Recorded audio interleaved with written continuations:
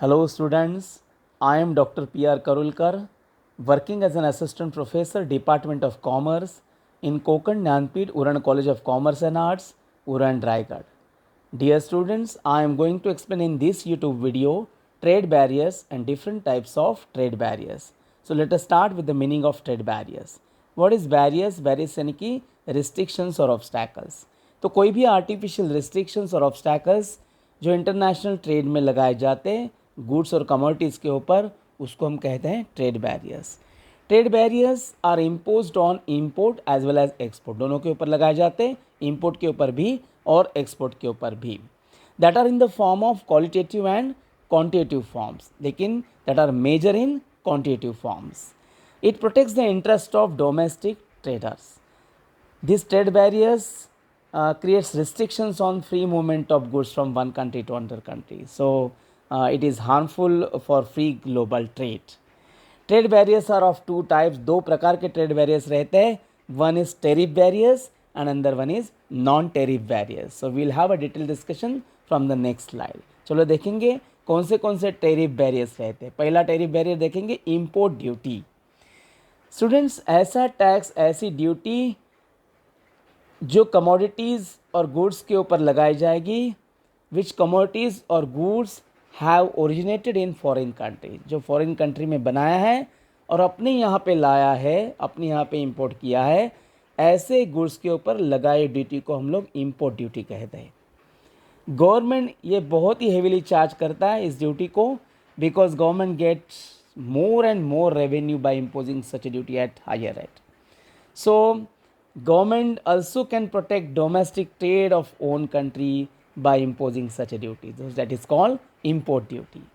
Second duty is export duty. ये ऐसी duty और टैक्स है जो गुड्स और कमोडिटी के ऊपर चार्ज किया जाता है which are exporting to other country. जो दूसरे देशों को एक्सपोर्ट किया जाता है वही गुड्स के ऊपर ये ड्यूटी चार्ज की जाती है. Of course it gives revenue to government. Next duty है ट्रांजिट ड्यूटी. ये भी ऐसी ड्यूटी है जो कमोडिटी और goods which crosses the national boundaries of a nation, जो अपनी देश की सीमा छोड़ के दूसरे देश में जाते हैं, तब वो कमोडिटी और गुड्स के ऊपर जो ड्यूटी लगाई जाती है उसको ट्रांजिट ड्यूटी कहते हैं. Of course the aim of this duty is to collect good amount of revenue. Next is specific duty. Students, ये ड्यूटी जो है वो फिजिकल कैरेक्टरिस्टिक के ऊपर लगाई जाती है. ध्यान में रखो स्टूडेंट्स, ये ड्यूटी जो है वो फिजिकल कैरेक्टरिस्टिक्स ऑफ प्रोडक्ट के ऊपर लगाई जाती है. फिजिकल कैरेक्टरिस्टिक यानी कि weight, measurement of a commodity. So whenever fixed amount of duty charge by considering weights और measurements of goods, it is known as specific duty. लेकिन students, ये ड्यूटी जो है, this duty does not imposed on intellectual work. ये ध्यान में रखना. This duty does not impose on intellectual work, for example sculptures, applied art, design. इसके ऊपर ये ड्यूटी नहीं लगाई जाएगी. इसके ऊपर जो ड्यूटी लगाई जाती है उसको हम कहते हैं एड वैलोरम ड्यूटी. क्या कहते हैं? Ad valorem duty. The duty which is charge at fix percentage on the value of a commodity which cannot be determined easily. जो कमोडिटी और गुड्स की वैल्यू ईजिली डिटरमाइन नहीं की जा सकती, उसके ऊपर जो ड्यूटी लगती है फिक्स परसेंटेज से, उसको हम कहते हैं ad valorem duty. For example कोई भी आर्ट वर्क, कोई भी value of diamond, okay, so that is what the duty charge on this commodity, that is called ad valorem duty. Next is combined duty. उसको हम compound duty के नाम से भी पहचानते हैं. It is also called compound duty. ये कुछ ड्यूटी नहीं है, ये combination of specific and ad valorem दोनों का कॉम्बिनेशन है. दोनों का कॉम्बिनेशन है. देखो, स्पेसिफिक ड्यूटी जो फिजिकल कैरेक्टरिस्टिक के कंसिडर करके लगाई जाती है, एड वैलोरम ड्यूटी जो वैल्यू ऑफ गुड्स को कंसिडर करते हैं. तो दोनों का मिक्सचर यानी कि कंपाउंड ड्यूटी, यानी कि combined duty. So combined duty is nothing but combination of this two duties, ad valorem as well as specific duty. Okay, next is sliding scale duty. देखो, ये ड्यूटी भी बहुत इंपॉर्टेंट है. ये ड्यूटी जो लगाई जाती है वो changes with prices of goods, इसको कंसिडर किया जाता है. जैसा गुड्स का प्राइस बदलता है वैसे ड्यूटी बदलती है. And this is nothing but the aim is to stabilize the price of the goods. Goods की जो प्राइस है वो स्टेबल करने के लिए ड्यूटी लगाई जाएगी. आपको मालूम है बच्चों, एग्रीकल्चर गुड्स का जो प्राइसेस है वो फ्रिक्वेंटली चेंज होता है due to different factors. So agriculture goods के लिए ये ड्यूटी स्पेसिफिकली लगाई जाती है, उसको स्लाइडिंग स्केल ड्यूटी कहते हैं। Next is countervailing duty. ये ऐसी ड्यूटी है which is impose on import goods which are subsidise by exporting country. Exporting country ने जो गुड्स को सब्सिडाइज किया है, ऐसे इम्पोर्ट गुड्स के ऊपर ये ड्यूटी लगाई जाएगी। आपको मालूम है, you know very well students, कि import goods become cheaper than domestic goods due to government subsidy. Government subsidy से क्या होता है, इम्पोर्ट गुड्स बहुत चीपर रेट में मिलता है डोमेस्टिक गुड्स से, तो सब लोग इम्पोर्ट गुड्स की तरफ दौड़ेंगे और भागेंगे, because if that are getting available due to subsidy in the cheap rates. तो ये जो इफ़ेक्ट है, so to wave out from this effect along with the normal duty, जो ड्यूटी चार्ज की जाएगी उसको हम काउंटर वैलिंग ड्यूटी कहते हैं। Next is revenue tariff. This duty charge on the goods which have more consumption. जो goods और commodity consumption ज़्यादा है, ओके, और मासेस ऑफ पीपल, ज़्यादा से ज़्यादा पीपल उसको कंज्यूम करते हैं। आपको मालूम है कंज्यूमर गुड्स को कंज्यूम करते हैं ज़्यादा लोग, लग्जरी गुड्स को भी लोग कंज्यूम करते। तो ऐसे जो गुड्स के ऊपर जो ड्यूटी लगाई जाए जहाँ पे मासेस ऑफ पीपल वो गुड्स को कंज्यूम करते हैं, उसको हम रेवेन्यू टेरिफ कहते हैं, रेवेन्यू टेरिफ ड्यूटी कहते हैं। And of course there is an intention to collect revenue to the government. Next is anti dumping duty. Students, ये ड्यूटी बहुत ही इंपॉर्टेंट है, समझा के ले लो। एंटी डंपिंग ड्यूटी क्या है? You know, sometime or we can say many times that happens in the market that international market जो है वहाँ पे एक्सपोर्टर कैप्चर करना चाहता है, और exporter wants to capture that international market. He sells the goods at rock bottom price, that means at very low price. ऐसी कभी कभी प्रैक्टिस हो जाती है। So that creates problem for domestic businessmen. ऐसा यदि किया तो डोमेस्टिक बिजनेसमैन को प्रॉब्लम होता है कि सब लोग जो है वो वही गुड्स के पीछे भागेंगे जिसका प्राइस कम हो जाएगा। This situation is called dumping.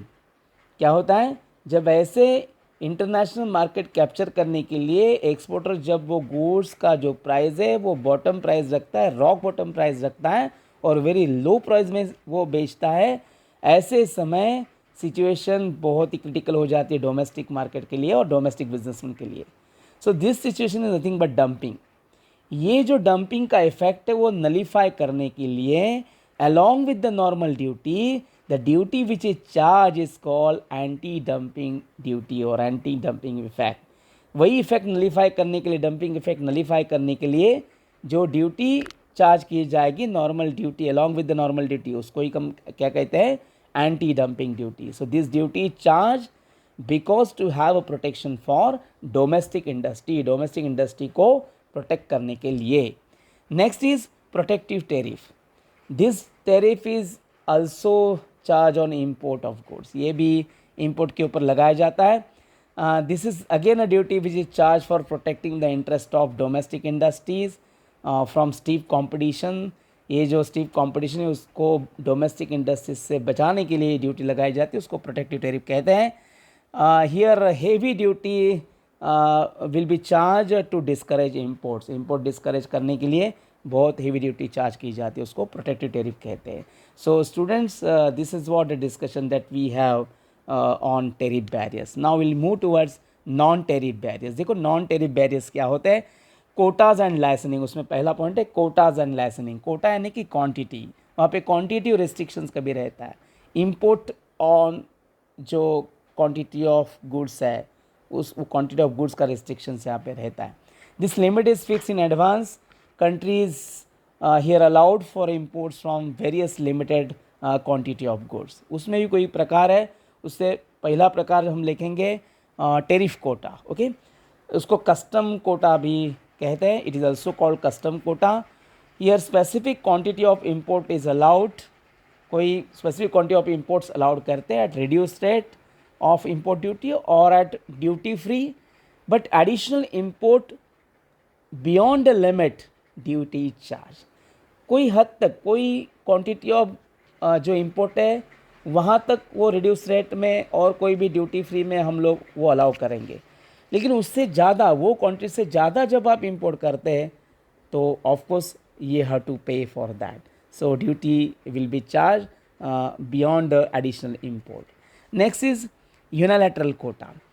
ये जो कोटा है वो फिक्स किया जाता है without prior consultation with exporting countries, तो उसको यूनिलैटरल कोटा कहते हैं.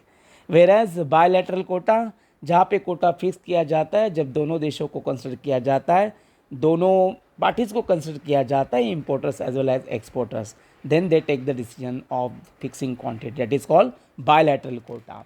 Next is multilateral quota. यहाँ पे ग्रुप ऑफ कंट्रीज जो है वो कोटा फिक्स करते हैं इंपोर्ट एक्सपोर्ट का for each country, that is called multilateral quota. बहुत ईजी है. नेक्स्ट कंसुलर फॉर्मेलिटीज़, ये भी पॉइंट आप ध्यान में रखो. यहाँ पे कोई डॉक्यूमेंट्स के जो रूल्स है वो बहुत स्ट्रिक्ट रहते हैं और वो फॉलोअप करने पड़ते हैं. यदि वो नहीं फॉलोअप किया तो that also creates restriction on international market. So this is nothing but imposing very strict rules regarding shipping documents and consular documents. For example, certificate of origin, consular invoice, import certificates, etc. and etc. So documentation formalities that also create restrictions on movement of goods. Next, trading block. Trading block भी एक बहुत बड़ा एक थोड़ा barriers है. यहाँ पे some countries that they form the trading bloc by intentionally for preferential agreements that they will help for each other to develop the international trade. लेकिन ये उनको ही बेनिफिट मिलता है कि जो वो कंट्री है, जो मेंबर है वो ट्रेडिंग ब्लॉक के, उनको ही उसका बेनिफिट मिलेगा. लेकिन those who are not members they will be entitled for qualitative and quantitative restrictions. So ये ध्यान में रखना. Next is custom regulations. There are certain administrative and custom regulations that are used for discouraging imports, and these custom regulations also create a problem in the free movement of these goods in the international market. It is used as invisible tariff for discouraging imports.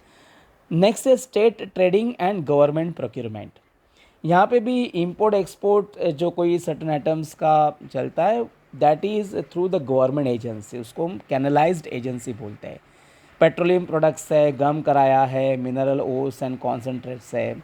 सो ये सब कोई government agency के through ही export किया जाता है, not through the private agency.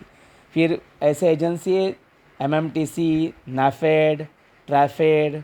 So these all are the canalise agency. तो इसके थ्रू ही वो गुड्स और आइटम्स वो इंपोर्ट एक्सपोर्ट किया जाता है. Next is prior import deposit. ये भी एक बैरियर है जहाँ पे इंपोर्टर को डिपॉजिट करना पड़ता है 100% value of goods. Okay, he has to deposit, importer has to deposit certain advance, that is 100% of import value of goods advance उसको बैंक में रखना पड़ता है, then only the permission will be given. okay, next is healthy and safety regulations. देखो ये बहुत ही important barrier है जहाँ पे जिस कंज्यूमर को हम लोग माल बेच रहे हैं हमारा माल सेफ है और that is what we say healthy for the consumer's life or not. और कोई देश इसके बारे में बहुत स्ट्रिक्ट है, जैसा अमेरिका इसके बारे में बहुत स्ट्रिक्ट है, और उनका हेल्दी और सेफ्टी का क्राइटेरिया हमने नहीं पूरा किया तो कभी कभी वो माल रिजेक्ट किया जाता है. So strict rules and regulations about healthy and safety. And last but not least packaging requirement. That you know packaging is very very important function in marketing. So this is nothing but strictly insisting regarding using of packaging material और the nature of type. जब आप लोग use करते, कौन से type का material आप use करते, कौन से नेचर का आप मटेरियल यूज़ करते, कौन से देश को आप माल सप्लाई करते, वहाँ का क्लाइमेट क्या है, वो सब बात सोच के, वो सब स्टडी करके हमें अपनी पैकेजिंग रिक्वायरमेंट पूरी करनी चाहिए. And it is not followed, if it is not followed then goods may be rejected. So that is also one of the barriers. So here I conclude this discussion on trade barriers and different types of tariff barriers and non-tariff barriers. Students आपको ये तो ज़रूर exam के time जब before going to the exam when you will prepare for that exam then TYBCom exam, then ये आपको YouTube बहुत ही useful रहेगी. आप उससे तैयारी कर सकते हैं और with in quick you can go through this YouTube video. आपको ये यूट्यूब पसंद आई होगी तो ज़रूर लाइक कीजिए, ज़रूर सब्सक्राइब कीजिए, उसके ऊपर कमेंट कीजिए और हमारा चैनल सब्सक्राइब भी कीजिए. Thank you very much and will meet once again in the next YouTube presentation. Thank you.